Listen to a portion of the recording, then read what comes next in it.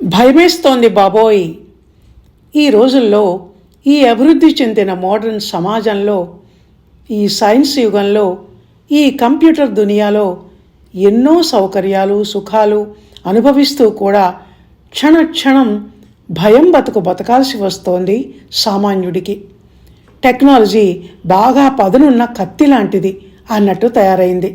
దాంతో తెలివైన వాళ్ళు, మంచి జ్ఞానులు దాన్ని కొత్త కొత్త విషయాలను ఛేదించి సాధించి ప్రయోగాలు చేస్తూ ప్రగతి పదంలో ప్రపంచాన్ని నడిపిస్తూ మానవాళికి మహోపకారాన్ని చేస్తున్నారు.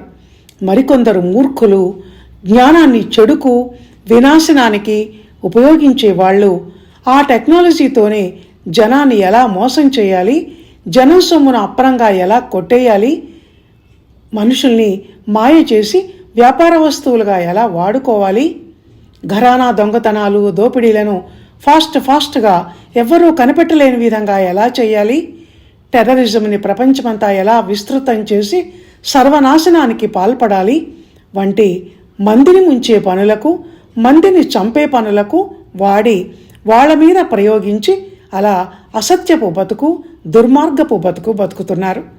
ఇలాంటి వాళ్లకు చెడ్డవాళ్ళు అన్న మాట సరిపోదు, మూర్ఖులు అనాలి. ఎందుకంటే చెడ్డవాడు చెప్తే విని మారతాడు, కానీ మూర్ఖుడు చెప్పినా వినడు. నేను చేసేదే కరెక్ట్ అని అడ్డదిడ్డంగా వాదిస్తాడు. అందుకని ఇలాంటి విచిత్ర వికృత మూర్ఖపు సమాజంలో బతుకుతున్న అమాయకులు, టెక్నాలజీ జ్ఞానం అంతగా లేని వాళ్ళు క్షణక్షణం భయపడి చావాల్సిన పరిస్థితి అంతటా నెలకొని ఉంది. ఏటీఎంకి వెళ్ళి డబ్బులు తెచ్చుకోవాలంటే భయం, వాట్సాప్ ఓపెన్ చేయాలంటే ఫోన్ హ్యాకింగ్ అవుతుందేమోనని భయం, లింకులనైతే ఈవెన్ టచ్ చేయాలన్నా భయమేస్తోంది. ఈ ఫేక్ల కాలంలో ఏది ఫేకో ఏది రియలో అస్సలు అర్థం కావటం లేదు. అంతెందుకు మామూలు సమాచారాల విషయంలోనూ అంతే ఉంది పరిస్థితి. ఒకరు చిరుధాన్యాలు తినండి అంటే మరొకరు అవేమీ వద్దు, మీకు ఏది అలవాటో అదే తినండి అంటారు.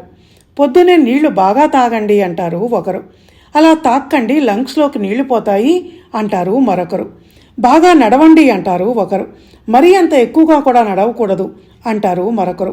ఆధ్యాత్మిక చింతనలో కాలం గడపండి అని ఒకరంటే దేవుళ్ళేడు గీవుళ్ళేడు, హాయిగా లైఫ్ని ఎంజాయ్ చేయండి అంటారు మరొకరు.